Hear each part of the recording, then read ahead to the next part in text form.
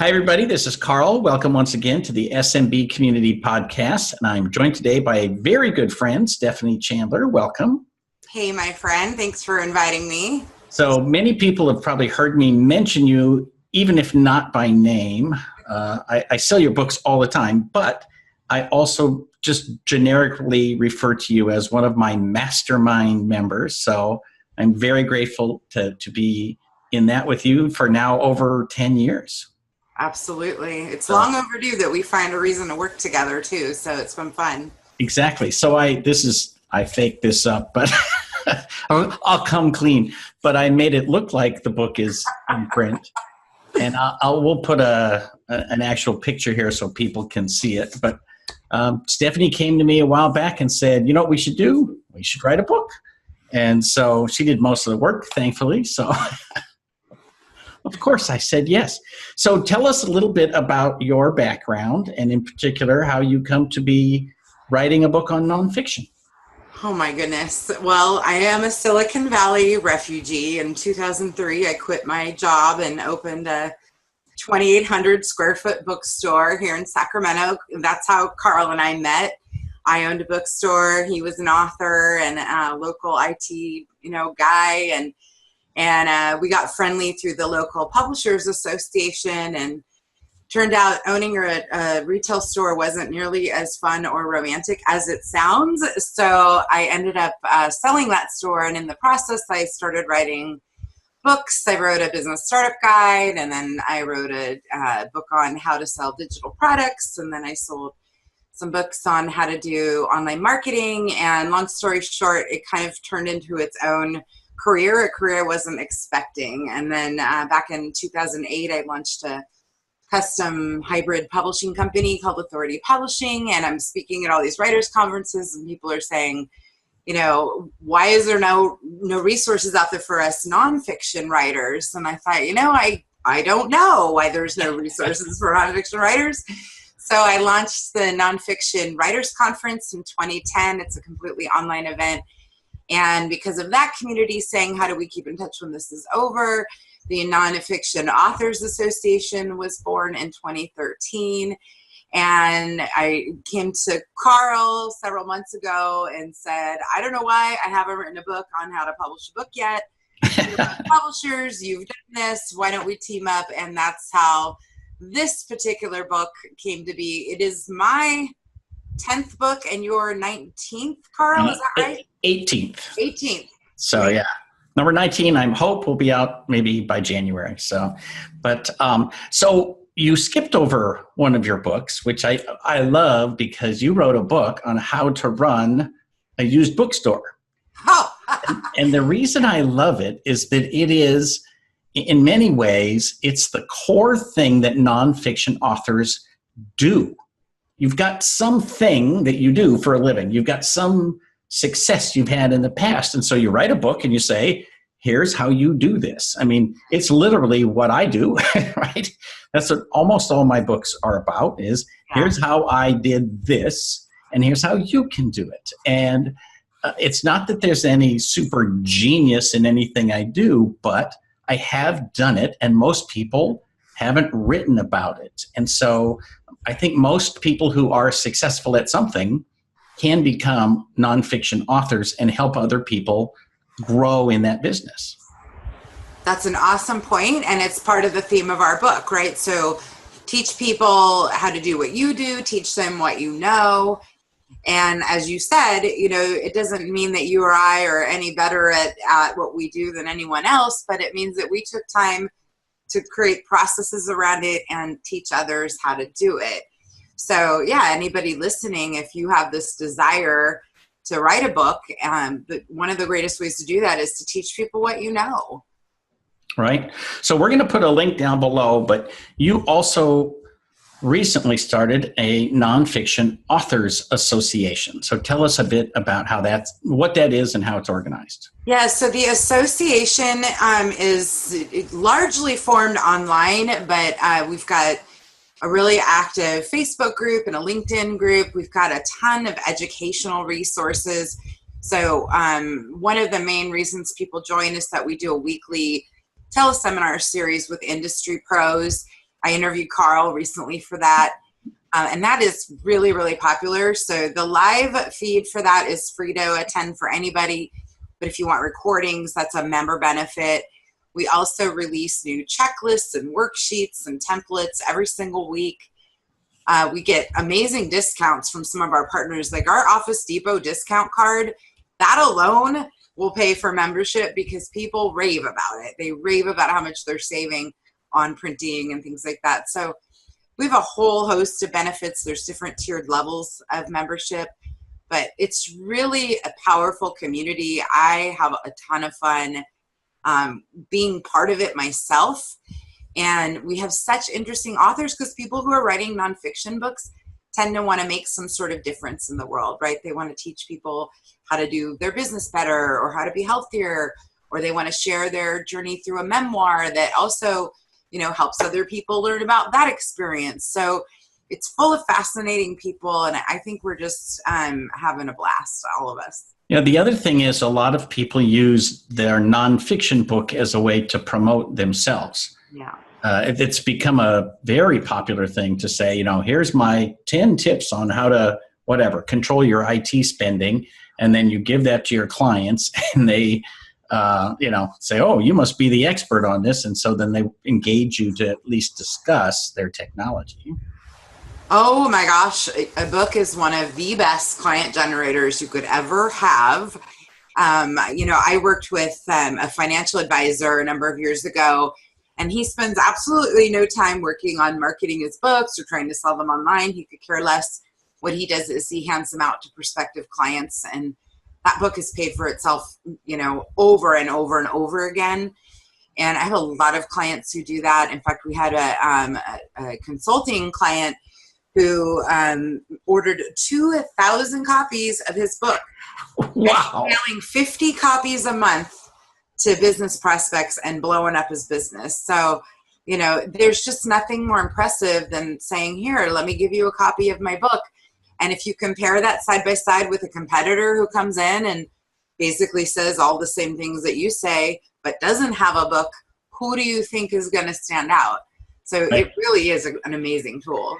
And it can help you get speaking gigs. I mean, there's so many. I always tell people, if you live in a decent sized town, there's literally 5 meetings a day. You can be going to Kiwanis clubs and Rotary clubs, and Sacramento has like 12 chambers of commerce. Right. and just look on Meetup. And I recently started a meetup for the local IT user group. We've been meeting for 12 years, but we recently went to Meetup to use that as our organization thing. And suddenly 30 people came out of the woodwork I'd never heard of, and they signed up to be members of that group. But, that's an opportunity for people to speak again and again and again. And you hold up your book and you say, I do this for a living, and I know what I'm talking about. And suddenly you are the expert. It's pretty powerful. It's so powerful. And speaking, like you said, there's trade associations for everything. I spoke to the Rigid Plastics Packaging Manufacturers Association. Those are the people that make that awful clamshell packaging where you can't get anything open. That you cannot get open. Exactly. They have an association. You and I share a mutual friend in Patrick Schwertfeger. He spoke to the Bingo Callers Association. Ooh. No, it was the Square Dance Callers Association. He was paid to speak to that group. So there's an association for everything, and they all need speakers. And by the way, with what you all do in the IT space, who doesn't have a computer? And how could there are so many topics you could take to speak at your local, nonprofits, chambers. Well, and not only that, once the book exists, it's trivial to turn it into a Kindle or there's just so many ways to publish today that you don't have to be stuck with handing out paper books at conferences, So slight change of subject. You mentioned that you have gotten lots of speaking gigs out of this. And the interesting thing is, I know that you are not running around the country begging people, can I speak at your event? They are calling you. Yeah. So how much of that has to do with the association and how much has to do with the fact that you've got several books, and if people look at certain topics, your books just pop up? It is 90% from my books, no question about it. The books have always gotten me speaking engagements. In fact, one of my favorite opportunities that came out of my books, I had this book I wrote called Leap 101 Ways to Grow Your Business. That book never sold well. It was reviewed well, but I think it just kind of blended in with all the competition. But a company picked it up and liked it so much that they gave me a 6-figure year-long sponsorship contract that involved a couple of speaking gigs and a couple webinars. I mean, it was like the easiest thing I ever did, all because they stumbled across that book. So without a doubt, hands down, most opportunities have come to me from my books. Right. And what's interesting is, part of it, today we live in a world where everybody wants to try to get stuff for free. So people will email you and they say, hey, can you do this, this, and this? And I have learned to ask a very simple question. Do you have a budget? And then people are like, well, I do. I wasn't thinking about spending it on that, but I guess we could. And now you've shifted the entire conversation to one where they might actually be looking at giving you money, where before they were just hoping that you would do something for free. So. Totally. And you can also, if they don't have a budget for the speaker, maybe you can get them to pre-buy 100 copies of your book to give away, or they're going to let you sell your books in the back of the room. And so, it doesn't just have to be speaking for business. It absolutely can be getting paid to speak. Right. And you've had some pretty, I won't name any names because most of them you haven't even named the names to me, but you've had some pretty cool clients who have come to you for book deals. And why would it be the case that somebody who's a well-known executive at a major corporation would want to come to you to have you publish their book? That's a great question. You're not Random House, that's right. It's authority publishing. Yeah, we're a hybrid publisher. People pay us to basically help them self-publish their books. And actually, as this interview is being done, we're finishing up a book for Gordon Getty, who is a very infamous member of the Getty family, Jean-Paul Getty, and he's written this book on his personal finance theories. And 100% he could have gone to Random House and gotten himself a giant book deal. And I think that he chose not to do it that way. I don't know for sure. I did not ask this question, but my guess is because he didn't want to lose control. And when you go with a traditional publisher, they can change your title, they can cut chapters out of your book, they take over all the rights, they can keep it sitting in production for 2 or 3 years. I mean, you just have absolutely no control. So I think that's a big reason why we've had some pretty exciting clients come our way, corporate executives and things like that, because they maintain the control. They also earn more per copy. If you go with a traditional publishing house, on average, they'll pay you $1 a book. Oh, yeah. And if you self-publish or work with a hybrid publisher, you're going to earn more like $5, $10, even $15 per book sold. So you can't argue the economics of it at all. Yeah, and in our industry, there's a lot of books that are big, fat, 600-page books, and you get paid like $300 a chapter, and that's it. And you never see another penny. So writing your own book can be a good way to promote your stuff and to sell. Here's a question. If you speak in front of a group and you hand out your book afterwards, do people read them when they're free, or do they just say, oh, she's an expert, and call you? You know what I mean? Like, do they actually consume the information? I think most of them do. I know I've been guilty of picking up books at an event and never getting around to reading them. But I will tell you, the ones that do read the books tend to be my best prospects, right? Because something in the book resonated with them, and they felt like they wanted to work with me. And this is a tip we share in our book, Carl, about how you want to give away your best information. I don't hold anything back. I put it all out there. And the fact is, that doesn't prevent people from hiring you. That actually makes them want to hire you, because most people don't want to implement stuff themselves, or they need your help walking through it. So, that's another piece of advice, is don't be afraid to give your best advice. It endears the reader to you. It builds loyalty, and chances are even higher that they're going to reach out and contact you and want to hire you. Well, so you and I both have Kindles.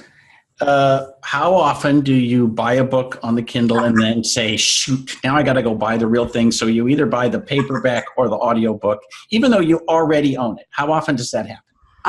Like once a week. Just yesterday, I bought a hardcover of a book I've listened to on audio and unread on my Kindle, but I wanted the physical copy of it, so I have now bought it in 3 different formats. Yeah, because that happens to me all the time. And I think it speaks to the fact that you want to consume the same information in more than one format, you get more out of it. So even if you're in a presentation and you give all of your best tips, people don't absorb it all. And so they're like, now I got to get the details. So they want to read it and get a layer deeper. And then they want to hear it and get a layer deeper and then read it on the Kindle and get, So it takes a while for people who are not subject matter experts to consume that information. So I completely agree with you that giving all your details out is great. And that's what I do in my presentations. I did a webinar recently where I said I'll stay until the questions are done, but after an hour and a half, I'm like, time out. I got to go to the bathroom. Right. So how do you recommend that people get started in publishing? If you say, well, I don't know what to do, I think I know what I want to write, but I'm not sure, where do they start? Well, do a little homework. Look for holes in your market. What is missing? Have you read a book in your industry that maybe you could have done better, or you have a different perspective on? Or there's a missing component that you could write a book about. And the book, by the way, doesn't even have to be that long. I think people can kind of get overwhelmed at the idea of writing a book. But, 3 typed pages is about 1,000 words. And the typical nonfiction book is 50 to 60,000 words. So if you wrote 3 pages a day for 60 days, you'd have a whole manuscript. And honestly, you could get away with writing half of that and publishing a short book to use as a client generator. So, think about what's missing, what opinion you have that's different than other people, and try to fill a need. That is the most effective way to be successful in publishing. But honestly, if you're just using it to impress potential clients, you don't even really have to worry about the competition. Just write your perspective, dazzle them, and hand out copies. So, all right, change of subjects. Do you happen to have one of your fold in half business cards right in front of you? I know we didn't prepare for this. But... Oh my goodness, I must. Yes, I do. So show that to folks. Time for show and tell. Show and tell. Hold up the camera so we can see it there. So Stephanie's got these business cards that fold in half. They make a tent, and then she's got information on the inside. So if you want to get more information, and so this is something she updates from time to time, but it's a good way to promote your stuff and have a useful giveaway, And one of the things I learned from Stephanie many years ago is she never, ever gives a presentation without having a handout, ever, for anything. I could ask her to talk for 5 minutes. She's going to show up with a handout. Why? Because it's got her logo at the bottom of the page and her email address and her website. So that's a huge tip. That's a huge tip. And, it's funny because years ago, I used to give away these fold-over booklets that I had printed at Kinko's, and they were stapled. And it was like something like 101 ways to drive more website traffic or something along those lines. And I would hand those out at my speaking engagements. To this day, I still hear from people who kept that little fold-over booklet. It's still on my desk. I still use it. A lot of the information is still relevant today, believe it or not. Right. So, I love handouts. You're absolutely right. I give lots of handouts. So kind of related to that, I do checklists, and you tend to do workbooks. So how valuable is the workbook as an add-on to a nonfiction book? I actually, I'm not doing workbooks right now. I'm doing a lot of worksheets. In fact, I had a workbook I was going to publish, and then I decided it was way more valuable to me to split it into, 90 different downloadable documents, kind of like you do a lot of that too, Carl. So, but I think I do love workbooks because I think they have a higher perceived value for some reason. the fact that we have to write in them and think and answer questions causes us to be willing to pay more money for them.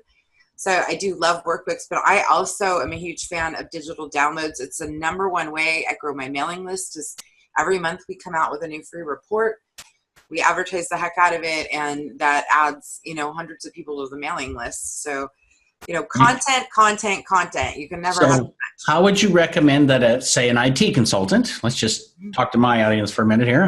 How would an IT consultant use that to get clients? Oh my gosh, create a free report on, 10 ways to protect your identity online, or, 10 ways to prevent your computer from crashing, or get more life out of your technology. And just, you name it, whatever your typical client struggles with. And that is a key question. What are their challenges? What are their wants and needs? Address that in a piece of content and make it available as a free download, and hand it out as a free flyer and free videos. Take that piece of content and put it in as many formats as possible, and you will get clients from it. Very cool.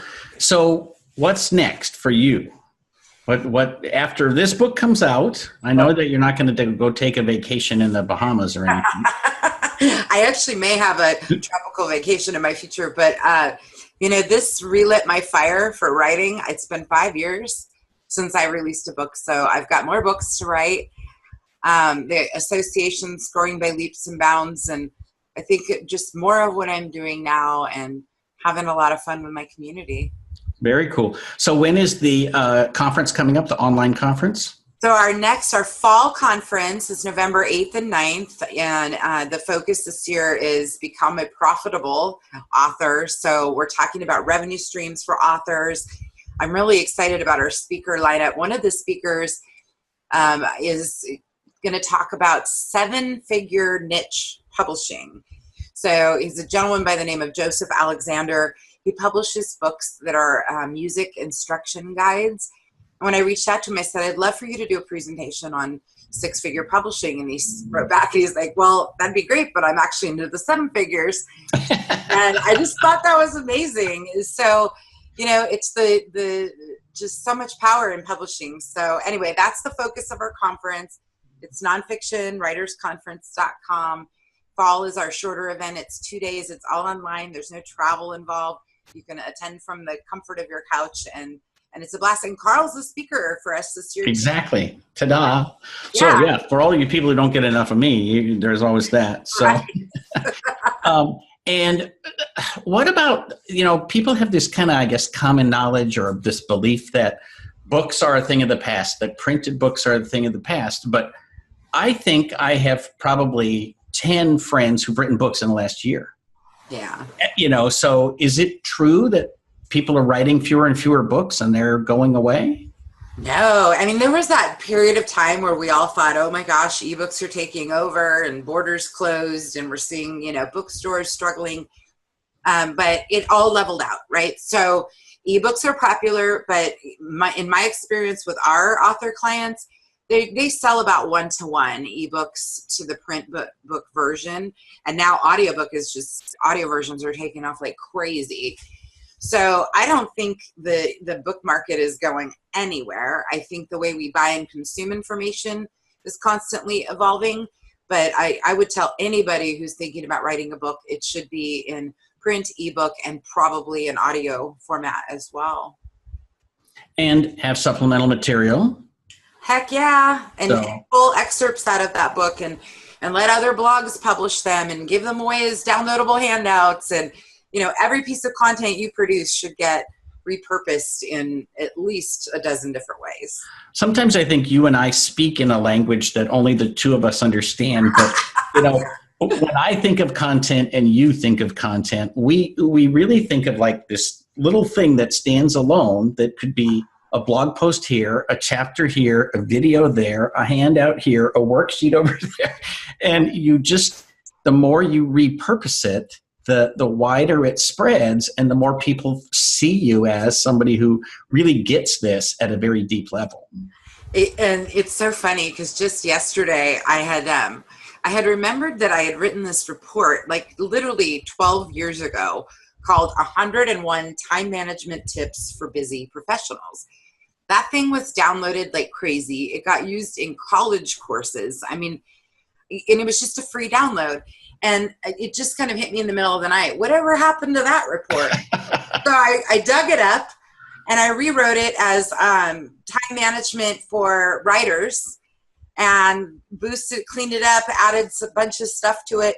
And it's now over 120 tips. And I can't wait to put that back out in the world next week as a free download. So, you know, content. And as I was going through it, I thought, boy, this would make a good blog post, and this would make a good blog post. And so, you know, I've got 120 tips in there. Every one of those could become its own piece of content. Well, maybe we'll put a link to that down here and get some people to go to your website and request that.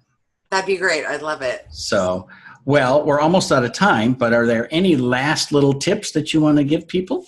You know, I think I would advise you to not be afraid to get into producing content. There's good editors out there. So if you think you're not a writer, you don't have to be a writer to produce a book or write blog posts. You can absolutely get a good editor or a book coach to help you. And, you know, and if it's a personal goal, I think there was a survey once that said that like 80% of people want to write a book in their lifetime. And if it's a personal goal for you, it's one of those things where life is short, and don't put it off, right? Don't wait till you're retired. And, you know, who knows what's going to happen between now and then. I really encourage people to go out and do it. That's actually the inspiration for that time management report, because I believe in do it now, don't put it off. And so I guess that would be my final tip. Well, it's funny. So you and I probably met 15 years ago. But remember, we used to go to the nonfiction special interest group part of the California Authors Association. They had this morning meeting, and there would be people who would bring the book that they've been writing for 40 years. And back then, you didn't push a button and out came a book. Right. You know, it was a major undertaking, and there were people who had been writing their book for 40 years. That is absolutely not necessary today. I mean, you could, with the tools that are available to us, you could literally have a book in a week. Yeah, absolutely. You're so right. And getting it produced is a lot easier than it's ever been. And getting it available on Amazon and other distributors easier than it's ever been. So, you know, there's no reason to stop you from doing it other than just make it a priority, make the time to do it. All right, so I'm going to put up links to Authority Publishing. I'm going to put up links to the Nonfiction Authors Association and to your fall conference. Is there any particular one of those that you want biggest in the type down below? Oh my gosh.